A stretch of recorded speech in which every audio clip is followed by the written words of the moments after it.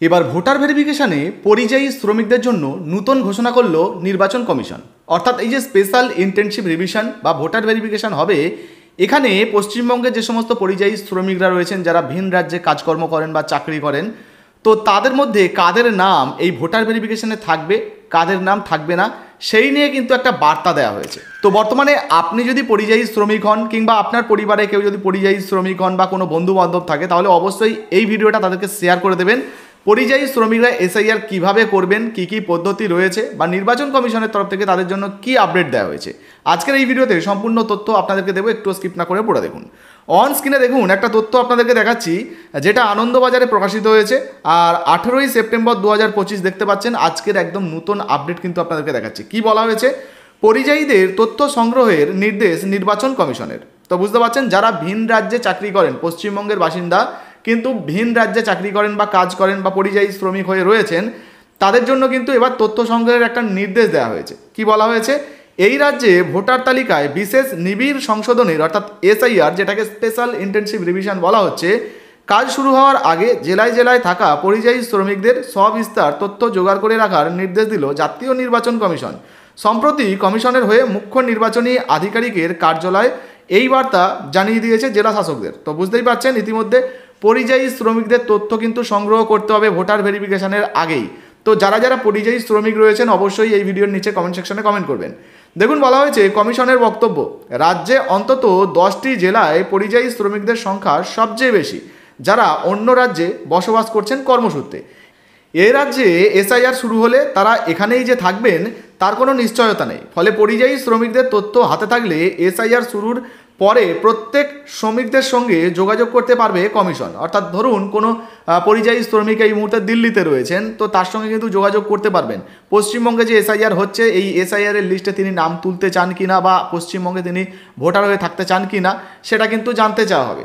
আচ্ছা দেখুন, বলা হয়েছে এসআইআরে যে আবেদনপত্র অর্থাৎ ইনিউমারেশন ফর্ম ভর্তি করতে হবে, সেই ব্যাপারে তাদের জানানো যাবে সহজে। তো বুঝতে পারছেন, যেমনটা আগেই আপনাদেরকে জানাচ্ছিলাম, এইভাবে সেই প্রক্রিয়ায় প্রত্যেকের অংশগ্রহণ নিশ্চিত করা যাবে। অর্থাৎ তিনি অংশগ্রহণ করতে চাইছেন কি না বা অংশগ্রহণ করবেন কি না, নাকি করবেন না, সেগুলো কিন্তু নিশ্চিতভাবে জানা যাবে। কমিশন সূত্র জানাচ্ছে, অনেক ক্ষেত্রে দেখা গিয়েছে পরিযায়ী শ্রমিকেরা যে রাজ্যে কাজের সূত্রে দীর্ঘদিন ধরে বসবাস করছেন, সেখানেও তাদের ভোটার তালিকায় নাম উঠে যায়। অর্থাৎ ধরুন কেউ দিল্লিতে রয়েছে, কেউ মহারাষ্ট্রে রয়েছে, এমন অনেক পরিযায়ী শ্রমিক রয়েছেন যারা পশ্চিমবঙ্গের বাসিন্দা, তাদের নাম অলরেডি ওই সমস্ত রাজ্যের ভোটার লিস্টে উঠে রয়েছে এবং তারা কিন্তু নিয়মিত সেখানে ভোটও দিচ্ছেন। ফলে বুঝতেই পারছেন, এবার পশ্চিমবঙ্গে যদি এসআইআর শুরু হয়, তাহলে কিন্তু পশ্চিমবঙ্গে তারা যদি এই ভোটার ভেরিফিকেশনে অংশগ্রহণ না করেন, তাহলে ভোটার লিস্ট থেকে কিন্তু তাদের নামটা বাদ হয়ে যাবে। ওখানের লিস্টে থাকবে, ওখানে এসআইআর হলে ওখানে ফর্ম ফিল আপ জমা করলে ওখানে থাকবে, কিন্তু পশ্চিমবঙ্গের নামটা বাতিল হয়ে যাবে। তো তারা বর্তমানে কোথায় নাম রাখতে চাইছেন, পশ্চিমবঙ্গে নাকি ধরুন দিল্লি, মহারাষ্ট্র, গুজরাট যেখানে কাজ করছেন সেখানে, সেটা কিন্তু অবশ্যই নিশ্চিত করতে হবে। আর একসঙ্গে দুই জায়গায় কিন্তু নাম রাখা যাবে না, সেই জন্যই এই ব্যবস্থা নেওয়া হচ্ছে। দেখুন, বলা হয়েছে কিন্তু এবারের প্রক্রিয়ায় এমন দু জায়গায় নাম রাখা চলবে না। ফলে কোন রাজ্য তথা বিধানসভা কেন্দ্রের ভোটার থাকতে চাইছেন, এই সূত্রে তা বেছে নেওয়ার সুযোগ থাকবে সংশ্লিষ্টদের কাছে, যেমনটা এতক্ষণ আপনাদেরকে বোঝানোর চেষ্টা করলাম। এবার দেখুন, বলা হয়েছে আগামী বছর বিধানসভা ভোটের আগে বাংলা ভাষা এবং বাঙালি তথা এই রাজ্যের পরিযায়ী শ্রমিকদের হেনস্থার অভিযোগ তুলে সরব হয়েছেন শাসক দল তৃণমূল। এসআইআরে তাদের নাম কেটে দেওয়া হবে কিনা তা নিয়েও সন্দেহ প্রকাশ করেছেন তারা। বিশ্লেষকদের একাংশের মতে সেই দিক থেকে কমিশনের এখনকার বার্তা খুবই ইঙ্গিতপূর্ণ। অর্থাৎ যে সমস্ত পরিযায়ী শ্রমিকরা বাইরের রাজ্যে বা ভিন রাজ্যে চাকরি করছেন, তো অনেক ইতিমধ্যে ধরুন বিরোধী যারা রয়েছেন তারা কিন্তু সরব হয়েছিলেন যে বর্তমানে আপনারা ভোটার লিস্টে নাম তুলবেন, না হলে ভোটার লিস্ট থেকে নাম কেটে দেওয়া হবে, বাদ দেওয়া হবে। তো এক্ষেত্রে কিন্তু নির্বাচন কমিশন মোটামুটি ওই সমস্ত ঝক্কি ঝামেলা নিতে চাইছেন না। নির্বাচন কমিশন কি করছেন, যারা যারা পরিযায়ী শ্রমিক রয়েছেন তাদের তথ্য সংগ্রহ করছেন এবং তথ্য সংগ্রহ করবে, এবং যখন এসআইআর শুরু হবে তাদের সঙ্গে যোগাযোগ করা হবে। তারা পশ্চিমবঙ্গের এই যে ভোটার ভেরিফিকেশনের তালিকায় বা ভোটারের তালিকায় নাম রাখতে চান কিনা তাদের সঙ্গে যোগাযোগ করা হবে এবং জানতে চাওয়া হবে।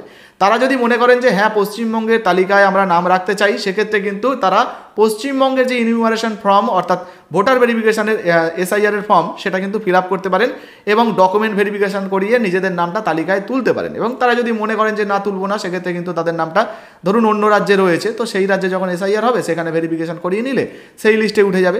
তো এই বিষয়টা আশা করি আপনারা বুঝতে পেরেছেন। এখন বেশিরভাগ পরিযায়ী শ্রমিক যারা রয়েছেন তাদের মধ্যে একটা প্রশ্ন কিন্তু আসতেই পারে যে দাদা আমি ধরুন ভিন রাজ্যে চাকরি করছি, তাহলে আমি পশ্চিমবঙ্গের যে এসআইআরটা হবে সেখানে কিভাবে ফর্মটা ফিল আপ করবো বা আবেদনটা কিভাবে করব, কিভাবে লিস্টে নাম তুলব।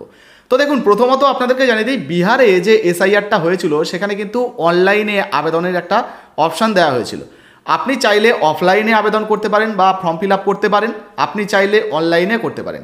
এবং যদি আপনি পরিযায়ী শ্রমিক হন সেক্ষেত্রে যদি অনলাইনে আপডেট দেওয়া হয়, অর্থাৎ অনলাইনে আবেদনের পদ্ধতি দেওয়া হয়, আপনি অনলাইনে আবেদন করবেন। আপনার epic number, mobile number, OTP verification করিয়ে যাবতীয় তথ্য আপনি দিয়ে দেবেন, দিয়ে আপনি ফর্মটা ফিল আপ করবেন। যেমনটা ফর্ম ফিল আপের আগে আমরা দেখিয়েছিলাম ওই অনুযায়ী আশা করি ফর্ম ফিল আপটা হবে। হ্যাঁ, এখনও পর্যন্ত তো পশ্চিমবঙ্গের নতুন কোনো আপডেট আসেনি, তো সেটা এলেও আপনাদেরকে জানাবো পশ্চিমবঙ্গে কিভাবে আবেদন হবে বা কিভাবে ফর্ম ফিল আপ হবে, পশ্চিমবঙ্গের ফর্মটা কী রয়েছে সমস্ত কিছু জানাবো। তবে যেহেতু নির্বাচন কমিশন করছে তো ফলে বিহারে যেমন হচ্ছে পশ্চিমবঙ্গেও তাই হওয়ার সম্ভাবনা রয়েছে।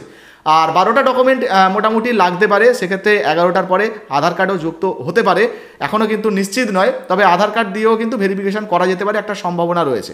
তো যাই হোক, এখনও পর্যন্ত তো পুরোপুরি কোনো রকম গাইডলাইন পশ্চিমবঙ্গের আসেনি, তো সেটা আসতে দিন, তারপরে বিস্তারিত আবার কিন্তু আমরা আলোচনা করব এবং পরিযায়ী শ্রমিকরা কীভাবে আবেদন করতে পারবেন বা অনলাইনে কীভাবে আবেদন করতে পারবেন সেই নিয়েও কিন্তু ভিডিও আনবো।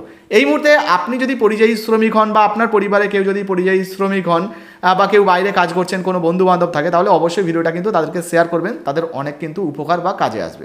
ভিডিও ভালো লাগলে অবশ্যই লাইক দিয়ে শেয়ার করে দেবেন। আর হ্যাঁ, এখনও পর্যন্ত যারা ফেসবুকে আমাদের ভিডিও দেখছেন না, আমরা ফেসবুকের নতুন পেজের কিন্তু লিঙ্ক এই ভিডিও ডেসক্রিপশন বক্সে দিয়ে রেখেছি, আপনারা অবশ্যই কিন্তু ফলো করে দেবেন। আর ফেসবুকের পাশাপাশি আমাদের হোয়াটসঅ্যাপ গ্রুপ রয়েছে, আমাদের হোয়াটসঅ্যাপ গ্রুপেও কিন্তু আমরা লিঙ্ক শেয়ার করে দেবো, আপনারা অবশ্যই কিন্তু একটু ফলো করে দেবেন, এর জন্য তো টাকা লাগে না, তো অবশ্যই করে দেবেন। ভিডিও ভালো লাগলে অবশ্যই লাইক দিয়ে শেয়ার করে দেবেন, ফেসবুক থেকে দেখলে ফলো করতে ভুলবেন না। ধন্যবাদ।